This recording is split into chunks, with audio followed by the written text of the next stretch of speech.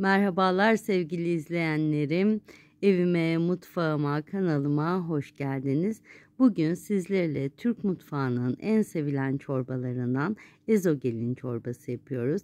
Özel meyanesiyle yapımı kolay, lezzeti olay bu çorbanın yapım aşamalarına haydi hep birlikte geçelim.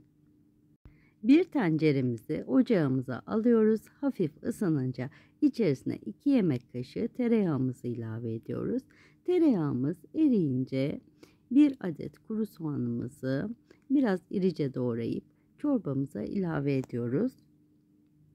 2 diş sarımsağımız var. 2 diş sarımsağımı da çorbama ilave ediyorum ve soğanlarım ile sarımsaklarımı birlikte kavuruyorum.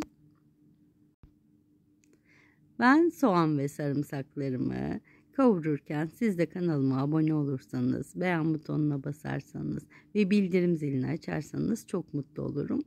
Bir sonraki tarifte de görüşmüş oluruz.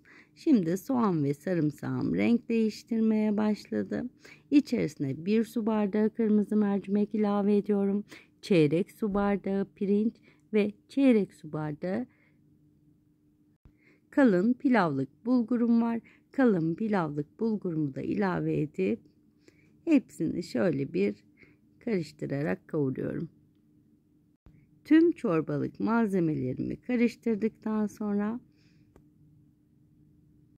çorbamızın artık yavaş yavaş suyunu verme zamanı geldi.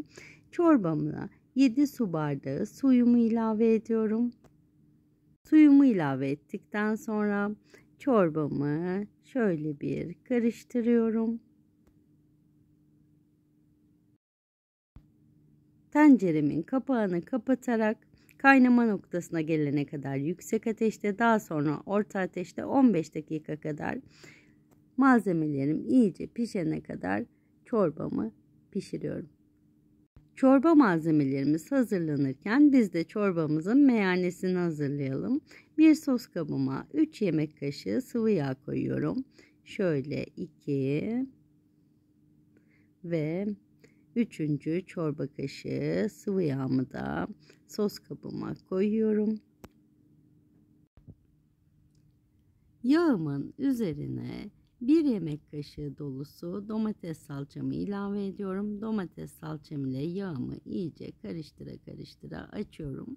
Salçaların yemeklerde iyi kavrulması önemlidir.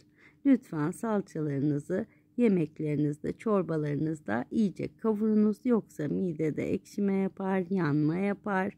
Yemeğin fazla kavurursanız tadını kaçırır. Salça önemli. Meyanemizin içerisine 1 yemek kaşığı dolusu unumu da ilave ediyorum ve unumla salçamı kavurma işlemine devam ediyorum. Unum da yavaş yavaş kavruluyor. Salçamız ve unumuz artık yeterli miktarda kavruldu. Şimdi üzerine 2 su bardağı sıcak su ilave ediyorum meyanemin ve karıştıra kıvam almasını sağlayacağım. Yavaş yavaş suyumu ilave ediyorum. Artık yavaş yavaş karıştırarak meyanemizin kıvam almasını bekliyoruz. Bir yandan da çorbalık malzemelerim haşlanıyor. Meyanemin içerisine 1 tatlı kaşığı tuz, 1 tatlı kaşığı kırmızı toz biber ve 2 tatlı kaşığı nanemi ilave ediyorum. Baharatlarım ile de meyanemi karıştırıyorum. Ve çorbamızın meyanesi yavaş yavaş kıvam almaya başladı. Şöyle şimdi size de meyanemin kıvamını göstereyim. Şöyle bir de yakın çekimden göstermek istiyorum. Çorbamızın artık meyanesi hazır. Çorbalık malzemelerimiz de pişti. Meyanemiz ile çorbamızın buluşma anı. Şimdi meyanemizi ilave ettiğimiz çorbamızı şöyle bir kepçemiz ile karıştırıyoruz. Karıştırma işleminden sonra tenceremin kapağını kapatacağım ve böyle meyanem ile çorba malzemelerimi bir 5-10 dakika daha şöyle tüm malzemeler özleşene kadar pişireceğim. Çorbamız pişti, servise hazır. Bir kepçem ile servis tabağıma, çorba kaseme koyuyorum. Yapan, deneyen herkese afiyet olsun, şifa olsun.